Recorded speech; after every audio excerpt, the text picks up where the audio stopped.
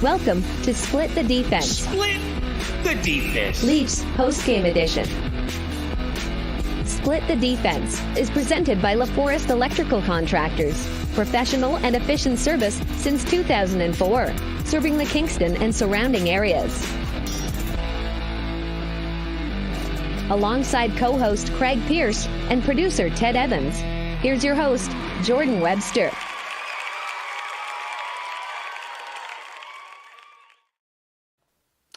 Hey, yo, what up? Welcome to Split the Defense, Leafs post-game. Leafs defeat the Stars 5-4. Their sixth consecutive win against Dallas. Funny little stat there.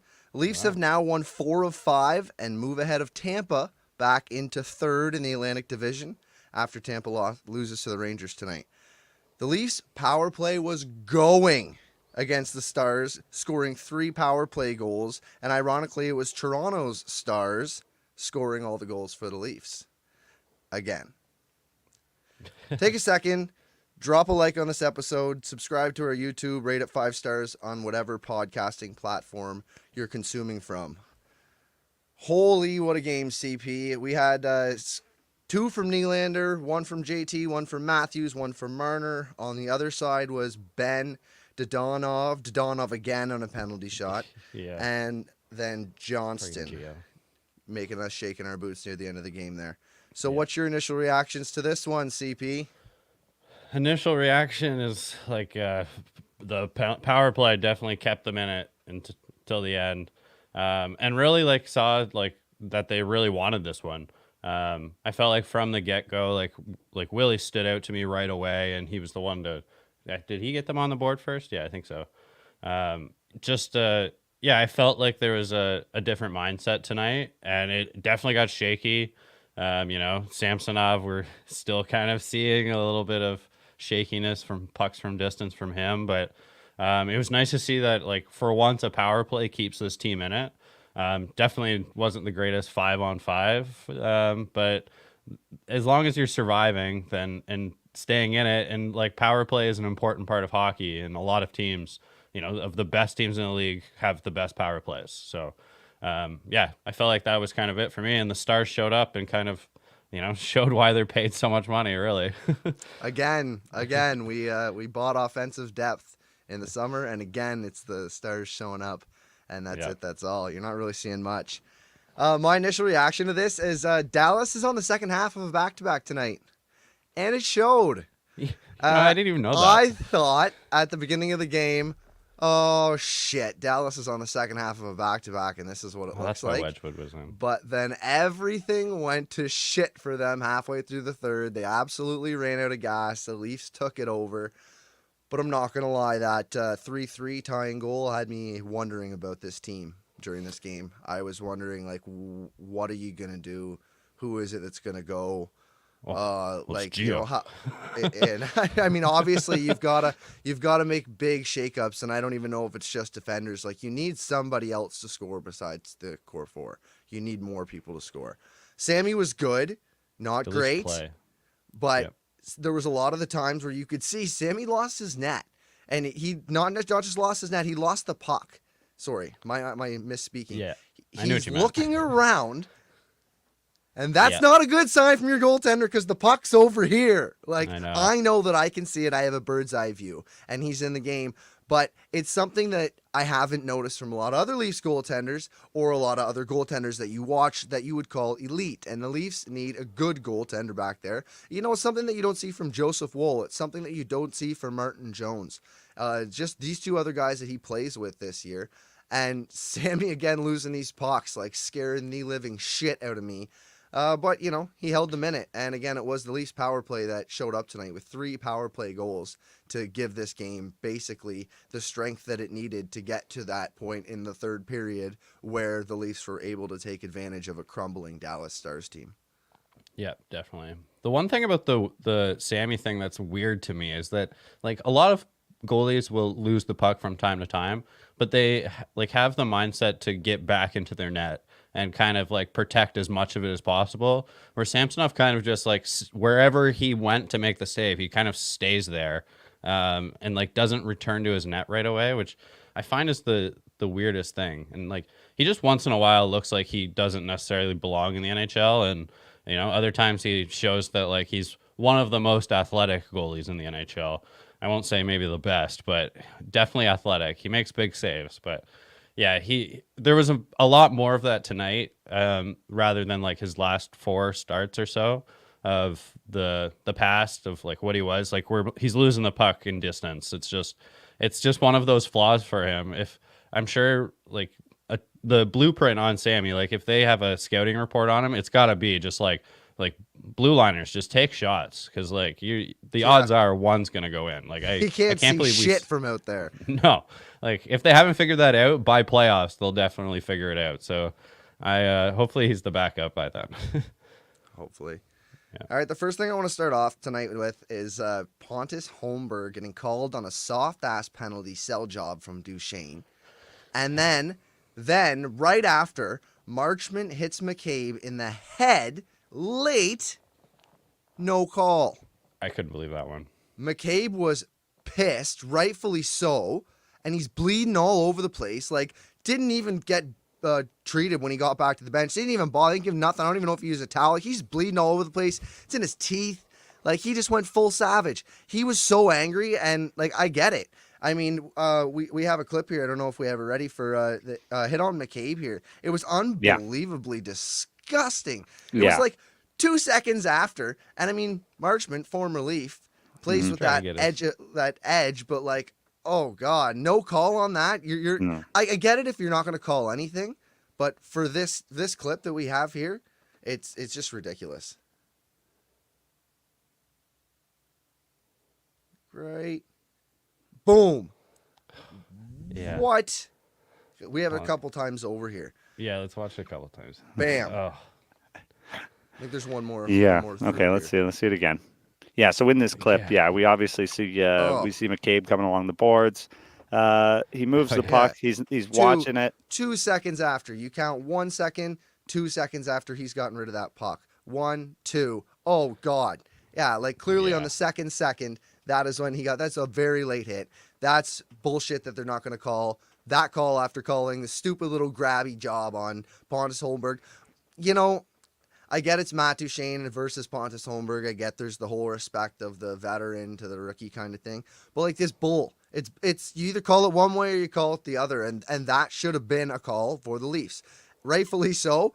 The rest of the night, you had Benoit and McCabe chasing around Marchment, and that was a lot of fun to watch. Benoit took he took the biggest beating the same way, the same way that McCabe did. They were both after Marchment's night, and that was fun to see both of them sticking up after him. We actually have a picture here too of the aftermath of Jake McCabe's face. It's disgusting.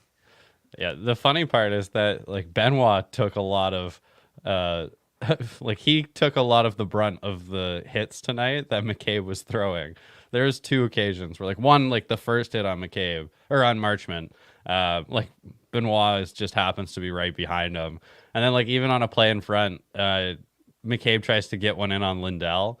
And again, that he just bounces off and hits Benoit. So I'm sure he doesn't mind. Like Benoit's the kind of the guy that's normally trying to go and get stuff. Not that McCabe doesn't, like, but he, you know, Benoit we can kind of rely on every night. But I thought it was funny that, he kind of took a lot of the heat. But it was nice to see that fieriness from McCabe. Like, even on the bench, like, didn't want a trainer. He's trying to still sell the call, you know, like that. I think that's why he didn't want anyone to fix him. Blood in his teeth. Yeah, blood in his teeth, run down his face. Like, yeah, maybe it's a little gruesome for the kids watching at home, but I mean, I love it. That's just it's part of it's pure theatrics too, right? Like, it like, was. he's selling to try and get the call, obviously, at that point.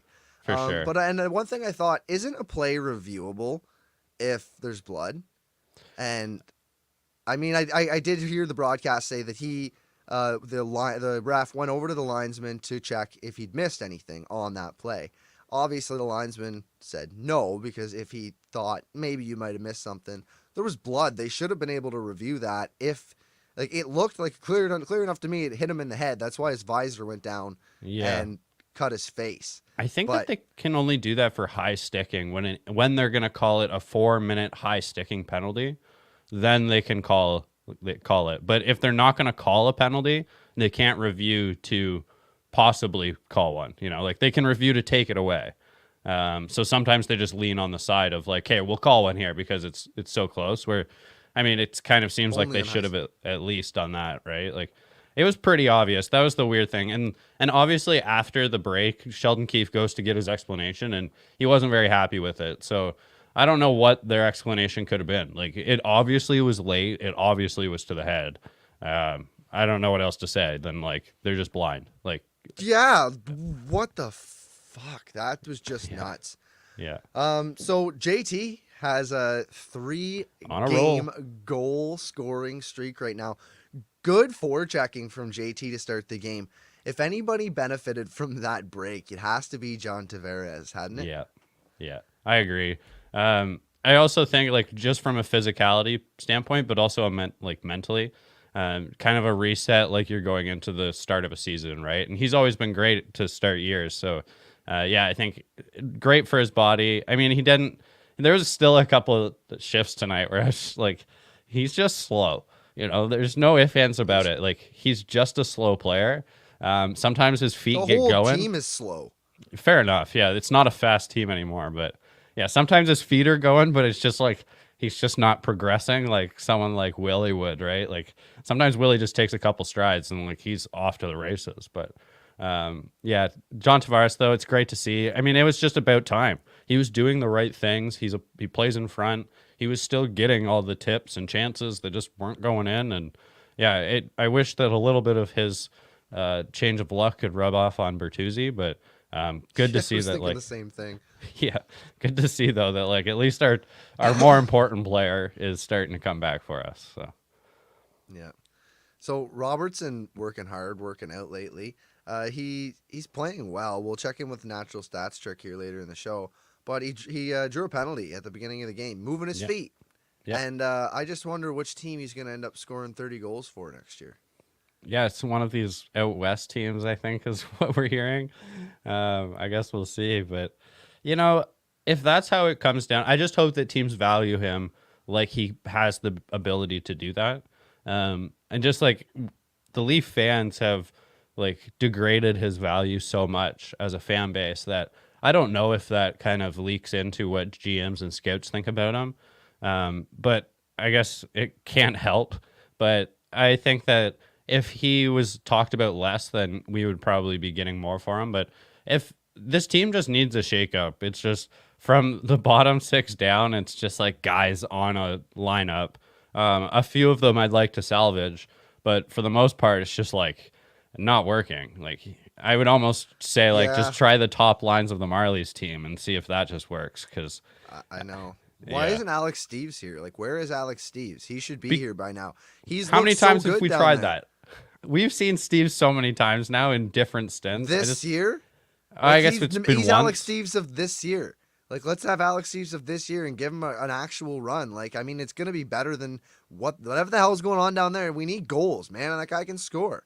I'd give him a legit fourth-line shot. I think it was Sam McKee posted on Twitter tonight.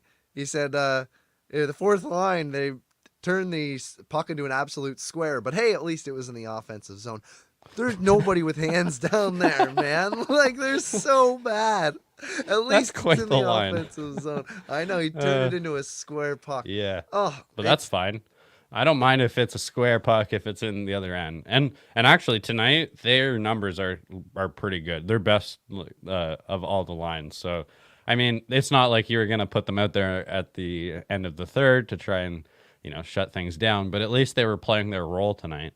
But like you said, like, would it matter if you brought up Steves and sent down, McMahon?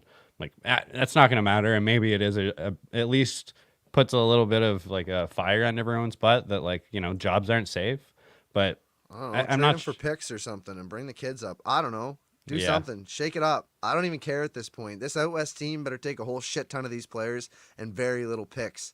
Because, like, I really don't want to see... And I don't want to see guys like Cowan and Minton. I mean, sure, for the right trade, you can send those guys out. But that's not what I mean when I'm saying players go for other players. I mean, you need a shakeup. You need guys that are on the team now to go for guys that are on other guys' teams now. That's just how it's got to be. You can't have some minor pick for pick. We think we talked about this earlier. Yeah. You can't do a pick for these guys because that's just not the year. You need guys, and I don't know. It needs to be a shakeup. There's going to be somebody going out the door for sure. Yeah. The Leafs, they didn't start on time tonight. No. We like to say. But hey, it's good, right? Because then they only play 40 minutes, as you say all the time. So Yeah. now at least they come back and they win the game with the last 40 minutes. But in the first period, the Dallas Stars had a 91% edge in 5-on-5 expected goals. Yeah. Woo! Yeah. The Stars had a 5-0 edge in high danger chances as well. And that was the sum of the first period.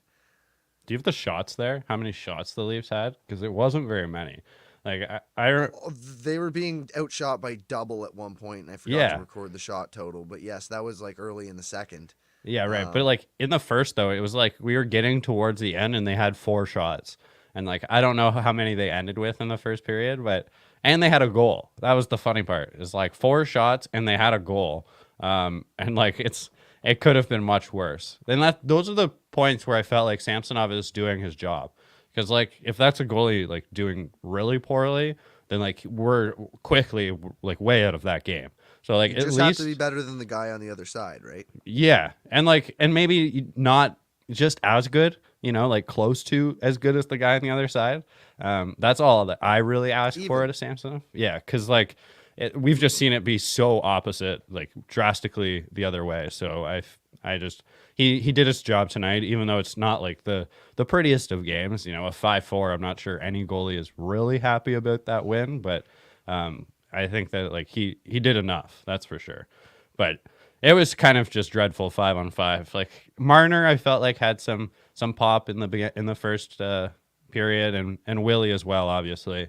But yeah, it was looking tough, and no question. It was looking tough.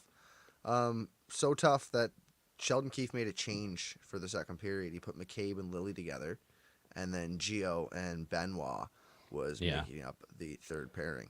Just briefly. So what did you think of those pairings going out for the rest of the game? I'm not even sure if they stuck together the whole time.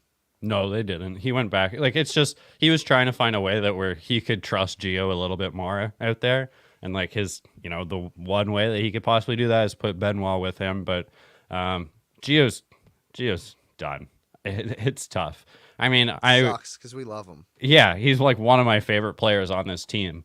But it's just at that point now where he's a great 7th defenseman, and to be at practice, every day is great. But there just has to be someone a little bit better, or quite a bit better than him in this lineup. Like the third goal tonight, where his only choice is to just grab the guy and tag along for the ride, because. Like he knows that he needs to make it to that blue line before the forward, but like he just can't do it. That's the problem. Is I don't for a second think that Gio is just like, oh yeah, I'm the last man back.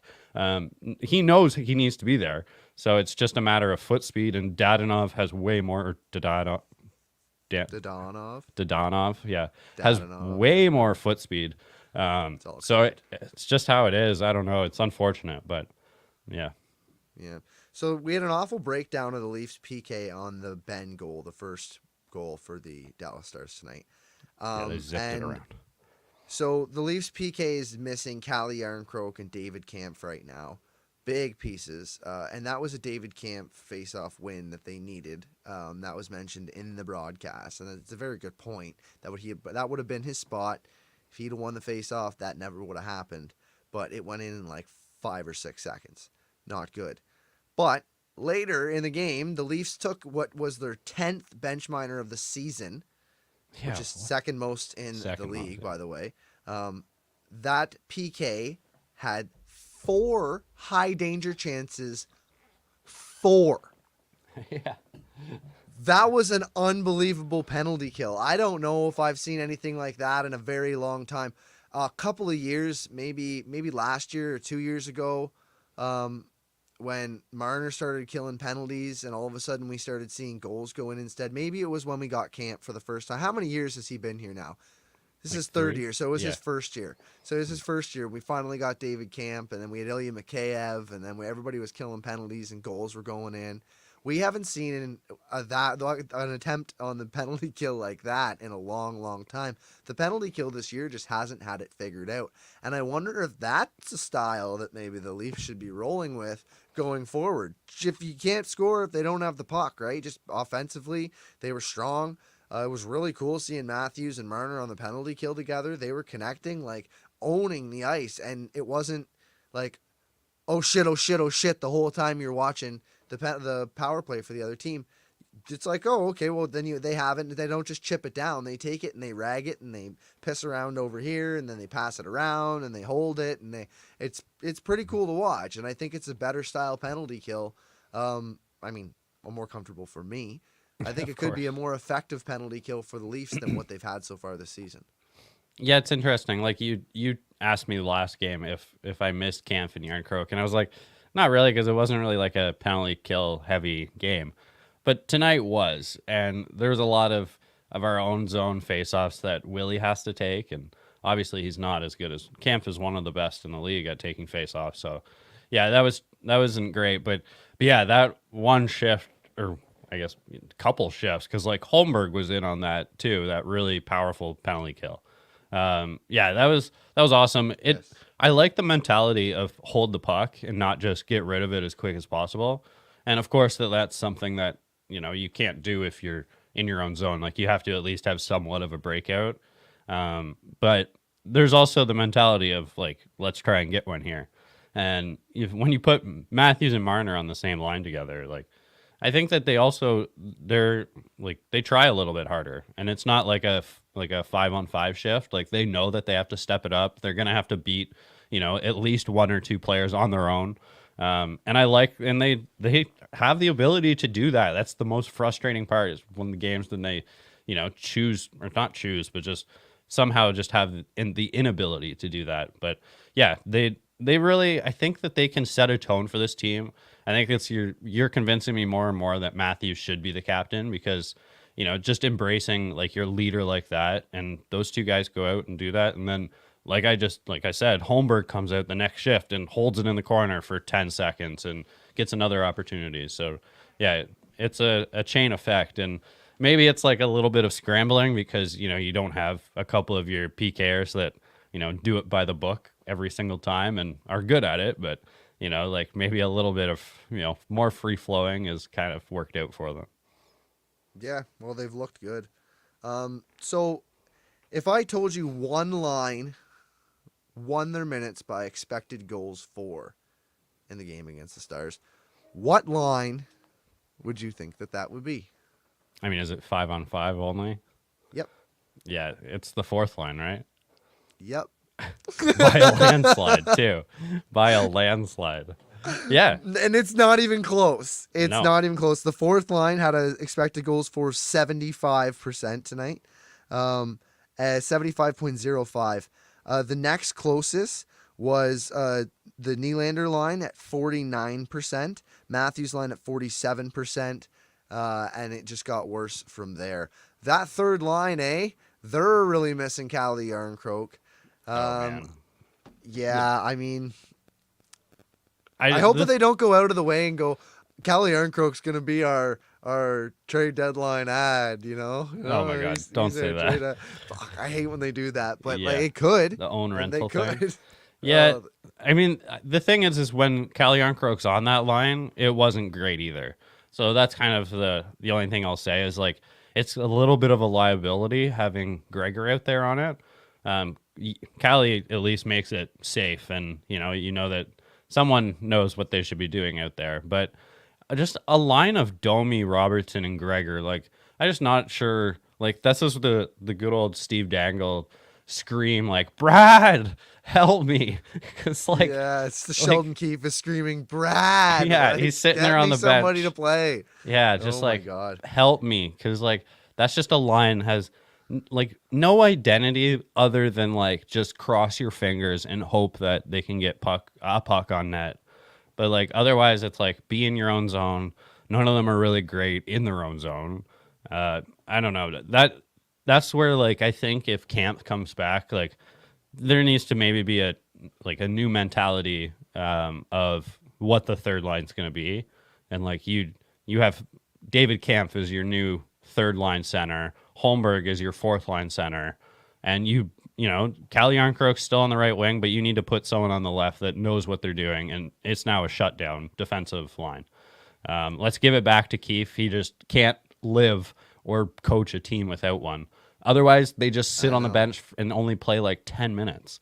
So I'd at least like to get 13 or 14 at maybe out of a third 14, line. 15, I don't know. Yeah, with a Camp takes. one. Like, I'd like to be able to not be like, yeah, well, we're just going to match up our best players against their best players. I'd like to be able to have a line that doesn't score a whole lot, but is really good and responsible that you can center against the other team's best players.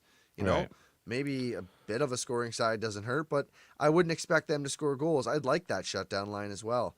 If you put Bertuzzi there, does it change kind of what we're asking of him? And yeah, I don't think he's that kind of player. He's one of the best players, I think, like, responsibility wise. He, like, I don't. I guess, yeah. If you're asking only that of him, maybe that could just change his mentality of his roots. Yeah, and where he ends up when the puck. Yeah, as far as a winger goes, the puck maybe, but I don't know if you can get Tyler Bertuzzi to do that in a contract year.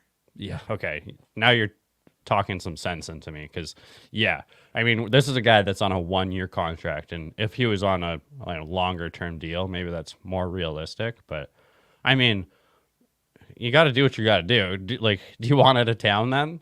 Because, like, and I'm not saying that a Camp line can't score. Like, maybe, but I mean, I guess he's not up in his value like this. No. At least so if you you're might doing as well, something. if he adds that other element to his game, maybe Tyler Bertuzzi becomes more valuable in the offseason. Maybe that's what gets him his pay bump that he wants, or maybe those extra couple of years is showing that he can play in a defensive role. But that's just not the Tyler Bertuzzi that we signed. That's not what we were looking for. Yeah. And I don't know if he can do it. If I just don't know if that's his game. And if it's not his game, you want to set everybody up to be the best at to do what they're best at, right? You don't want to be trying to reinvent the wheel in February in a Stanley Cup contender, on a Stanley Cup contender team. So, like, I don't know. I'm not sure. Yeah. You also, I wanted to drop one more thing before we get into stats here and move on. High danger chances were 10 for the Leafs and 7 for the Stars, and 4 of those were on that PK we were just talking about. Oh my God! Wow. So they would have got. You were right. 5v5. They got their asses kicked tonight. Yeah. That's crazy. I mean, that's just insane to think about, really. But I mean, yeah, this could have been such a different game without a power play that actually scored. You know, and Dallas is probably kicking their butts, thinking, like, what was our PK doing? Because, yeah, that was definitely the story for the 3/4 of this game until things got just out of hand and dicey. But yeah, 5-on-5, it did not look great. I'm just also questioning, like, the lines as well. Like, I know that, like, Bertuzzi, Tavares, and Nylander, like, have worked. It's like almost always worked most games. But, like, Bertuzzi, like we've said, it's just hasn't been working as far as points are concerned. And, Nyes isn't getting any points up on the top line. And so I don't understand why, like, we brought in Bertuzzi to play in front of the net on the Matthews line. And he's just resorted to, now he plays on the wing on the Tavares line, because no one's better in front of the net than Tavares, so you can't take that away from him in the later years of his career. And so you asked me a question last episode, and I didn't answer it, about, like, putting Bertuzzi, changing up the power play to get Bertuzzi, like, more of a chance as a net front presence. Put him with Matthews and put that net front presence, set him up to succeed. Yes, exactly. Right. I'm still not going to answer your question, but what about if you put him onto the first line to accomplish all those same things, right? Yeah, and that's it. That's exactly what you need to do. Otherwise, don't have the fucking player. Yeah. Right? Yeah, exactly. Set him up to succeed. Otherwise, what was the point in signing him to this 1-year deal? You didn't help him. You didn't help you. Set this guy up for success. Don't reinvent the wheel and try and make him change to be something that he's not. Right? 100%. Yeah. Like, and you can't be guaranteeing like, oh, well, Matthew Nyes doesn't play good with JT and Willie. Well, then fucking figure out how to sit that or bring put somebody Domi else there, up then. or put somebody else there. Like, if you're not playing well, I don't care. I don't care. Put your guys in the best positions to succeed. I think Matthew Nyes' best position to succeed is on a scoring third line. I think Matthew Nyes would be great on a scoring third line. He'd be an awesome power forward. But I don't. Maybe that's not where they want him, and just not where Keefe likes him. And I just don't know. I think Keefe might be having a bit of a temper tantrum now that we talk about it. We get into it. Maybe he's just having a temper tantrum, not playing this third line because he's really upset that this team, the roster that he has, he's not a fan of. Yeah, but like, are you upset with like the players, or are you upset with like Brad Treliving? Because like, if you're upset with Brad, then tell him. And I can't get in his head. Right. Yeah. If you're mad at the players, though, then like I don't know. You can't just go with just 2 lines forever and just hope that that's going to work for going down, and just hope that your GM brings in better players. Like, let's move it around. I know that, everyone freaks out when we start doing shakeups, but like, it's clearly that our left side is just having so much trouble. Like, I could see if they started moving the main players on those lines, but come on, like let's try and figure something out. Domi can't play center they even said when they brought him in that he wasn't brought in to be a centerman. So like, there's another guy that like was brought in for a purpose to play on the wing and can be a backup centerman. And they decided to try Willie at center and try Fraser Minton at center, and none of it worked. And now we're not using anyone to plan. Elliot Friedman wrote in his latest 32 Thoughts a whole bunch of shit about Chris Tanev and how I hope we don't get Chris Tanev. I hope we don't pay a first-round pick for Chris Tanev. Let me get that straight. If we pay, maybe a couple of thirds, late-round picks, maybe players that are on the team, and then late-round picks, I'm fine with that. Do not give up a first-round pick for Chris Tanev. I will lose my shit. But after that, at the very end, Elliot Friedman drops, Toronto's also looking for a center. Right. Oh, they this have little to be. blurb that you have there. Oh, there's just one line of that Toronto's looking for a center. Are they ever looking for a center? Because Nylander at center was going to be a thing this season, and we saw it for exactly 1 cup of coffee. Yeah. Like, literally, I think we didn't see it for a regular season game. We saw it for maybe 2 preseason games. Yeah, like maybe 2 preseason games. Yeah, I don't even know. Yeah. I can't even remember. It was so far back. It was so little amount of time that I just remember we talked about it, and then we talked about it right away, and it's over. Right. And well, that was fun. That goes to show that like the coaching's like mindset changes so quickly, because like they kind of critique themselves about not giving it a realistic chance in the past. I'm like, oh yeah, well, like he's only played there like for a game or 2, like, nothing. We have to give this a long run, and then like didn't stick to it. No, they didn't at all. Like, they didn't at all. They gave him like literally 2 preseason games, and they literally came out in the media. Sheldon Keefe come out in the media and he says, we're going to make Willie a center. Willie a center is a thing now. Yeah. We're going to continue down this path. And then I don't even know what happened, but something changed, and it just changed. And that was it, and it's over. And it just they never went back to it. And like, Willie's having a hell of a year. I don't know. I'm not the coach, and I don't know what it is that Sheldon Keefe doesn't like, but obviously they need a center. Elliot Friedman says they're shopping for one. They also need defensemen. There's also that report from out west that there's going to be a big move, apparently. And this is from a he's a pretty credible guy. He's got 159,000 Twitter followers. Okay. Yeah. Like, he's Never not heard of nobody. And he's followed by some like legit insiders. Right, So like, yeah. this guy's somebody. I don't know who the hell he is or what it is. I can't even remember what the account is. He seems to have a connection like out west. Like, he might be like an Anaheim guy, because like he broke the Freddie Anderson trade, right? At like, Incarcerated Bob. I be the gambler. That's who it is. He's the one name. dropping all this shit. And So I mean, we got Bob up here telling us that there's going to be a big move, and I guess he had Tavares first. He had he had a few the other Freddie things Anderson first. for sure. He had the Freddie Anderson thing first. He had he's had multiple Leafs signings before anybody else, and I guess he had other ones around the league too. So there's going to be a move. Something big is going to happen. Something that I floated today that we can get into. We'll take just like 2 or 3 minutes here. Yeah. And it was a hypothetical trade, right? It was massive. Yeah, it was to Toronto, Chris Tanev and Clayton Keller. And well, how will they afford that? Chris Tanev's 50% retained, and you get then Toronto gets a second from Arizona and a fifth from Arizona. Why are they getting things back? Well, because to Arizona, there's going to be Noah Hannafin, Fraser Minton, Tyler Bertuzzi, and Toronto's first. And to Calgary, we get Nick Robertson, Topi Niemela, another Toronto first, and a 2024 third. That was New York Islanders, but it's Toronto's currently owned. So who says no to that deal, or is that a fair trade? Calgary says no to that, I think, just because like they're gonna want, like, for Noah Hannafin, they would want that return, I think, versus like they're giving up Tanev as well. So maybe not quite that much for just Tanev, but I think if you flip Hannafin. some of those things around, like you add a first and a second, first a third, and you might add Fraser Minton and into there, maybe an Easton don't give Cowan Toronto might any. have to go. If you took away some of the draft from Toronto, gave it back to Calgary, we're getting the best players out of it. So, or I guess some of them. It's such a massive trade you sent me. It's like unlikely, obviously, but it would be amazing. It almost looks fair.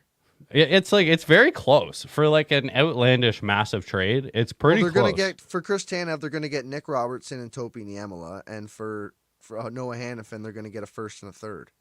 Yeah, I think Noah Hannafin's worth more than the first and the third, probably. Like, I don't know, maybe not. It's hard to say. I guess depends on the demand for him. But some like Noah Hannafin, if he goes beyond to the last second in trade deadline, like he's probably more like a 2 first type of a player. You could also take that 2025 second in that hypothetical Arizona trade that you're getting and tack that on to Calgary, right? Right, So that's what I was saying. A second yeah, and a third, and then all of a sudden it makes sense, right? And that leaves Toronto this season with Clayton Keller, one Clayton Keller and one Chris Tanev.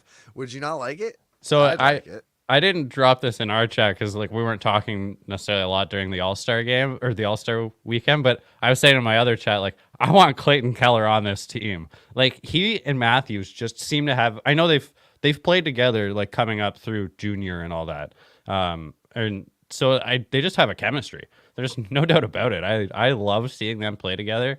He's a really dynamic player that gets not enough credit because he's been a trooper playing in Arizona his whole career. He might be one of the guys that is kind of, stirring things up. I hear there's a lot of unhappy players that aren't necessarily getting to speak with management. They're brushing them off a bit. So I think hopefully he's one of them because like he needs out of there. He's such a good player, Clayton Keller. And like Tanev, like we've gone back and forth on him, right? And like, yes, we would like him on this team. I don't think either of us could argue like he'd make this team better. But like, what's going to be given up for this player that doesn't have a lot of years left and maybe is not even going to play them for you because he's going to be a free agent? Like, does he even like Toronto? Maybe he doesn't like Toronto and he just doesn't want to be here. We give up a first for just a season that's not looking the greatest, and you just now are sinking more draft capital into it. So I don't know if he came with like an instant contract, then like maybe my opinion would be different. Is he like 35? Like, what are we gonna do? So we're gonna replace Gio? Is that what we're doing? We're replacing Gio. Is he 35? I thought he's like 33, but I don't know. He's 34. Yeah, he's in that age where he's gonna start. Yeah, and he plays tough minutes. 34. And he'll be 35 in December. He'll be 35 for next season, right? Right. So like, yeah, like I mean, that's a lot. I'd rather go get. Is he going to be able to play till 40? He plays a way tougher game than Gio. I don't know if he's going to be able to stay till 40. Like, and like, do you want to give up all that for a guy that's going to be here for 2 years? I guess maybe if you think you'll win the cup in those 2 years. But like with this group, I'm just like so skeptical that they're actually going to go out and win anything. It's really tough for me to be like, yes, go ahead and spend everything in the cupboards for a guy like Chris Tanev. No. Now, adding a long-term Clayton Keller, that'd be sick. I don't know how they'd afford it, but that'd be sick. Why not just tie up another massive contract? He made like $7.5 million or something, doesn't he? Yeah, but he plays like a $9 or $10 million player. But that's the thing. It's like I'd be okay with giving up his money because, like, ship out get rid of Mitch or Nylander. Like, you're saving money and getting a discount. So. Well, Nylander's here to stay long term. Matthews is here to stay. He's the plan. John Tavares is here till the end of his contract. So, like, you can't move him for at least I think he's got one more year after this, right? It's like for the rest of my life he'll be here. I don't know. One more and then he'll sign his discount for so one more after this one. But like in order to have Clayton Keller around, you'd probably need to move on from like a Mitch Marner. Yeah, so, you probably would. Yeah. Crazy hypothetical trade. That was a lot of fun. Yeah. I think that I looked at it and I thought, shit, that's close. We have to talk about that. Yeah. So, looking ahead, the Leafs take on the Ottawa Senators in Ottawa on Saturday at 7 p.m. And we will have boots on the ground for that game. Yeah. With CP coming to us live post-game from inside the Canadian Tire Center. And as always, me and producer Ted behind the scenes will be here with you to chat about the Leafs post-game against the Sens. Hopefully they win because they don't normally win in Ottawa. I've been there, seen that far too many times. But CP will be our good luck charm. Yeah. The one that we'll see how long you guys want to keep me around. We'll see what the audio is like while I'm on, but we'll try and do it. And I'll be in the building and hopefully right from my seat I can do it. So. Yeah, sweet. We'll hopefully we can get a good visual. Tap into their Wi-Fi. We'll get you all hooked up. Anyways, for this show for now, that's a wrap. Thank you for listening. Thank you for commenting. Hit that like button. Subscribe on YouTube and rate us 5 stars on any podcasting platform you may be subscribing from.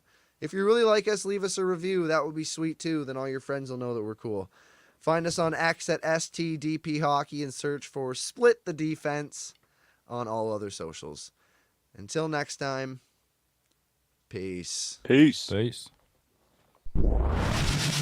Thanks for tuning in to Split the Defense. Split the Defense. Leafs Postgame Edition. Hosted by Jordan Webster, Craig Pearce, and producer Ted Evans.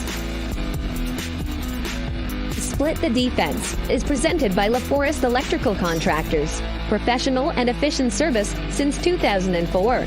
Serving the Kingston and surrounding areas.